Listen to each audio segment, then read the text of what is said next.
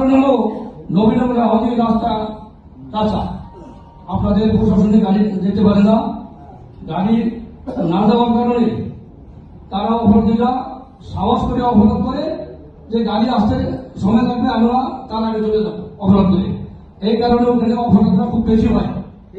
আমরা ওখানে বসবাস করতে খুবই কষ্ট হয় এবং আমরা আতঙ্কে থাকি। আমি ওখানে বসবাস করি।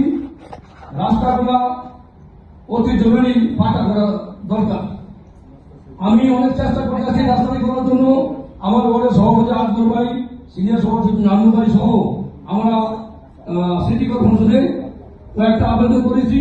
তারা রাস্তা করতে চায়, সিটি কর্পোরেশন রাস্তা করতে চায়, কিন্তু বাধা হয়ে দাঁড়িয়েছে হাউজিং কর্তৃপক্ষ।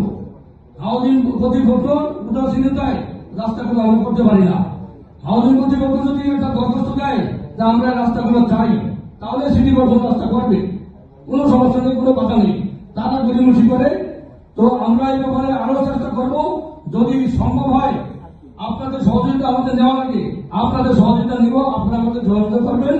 রাস্তাগুলো আমরা ফাঁকা করবো, 1 থেকে 16 নম্বর মতো রাস্তাগুলো ফাঁকা হলে অপরাধ কমে যাবে।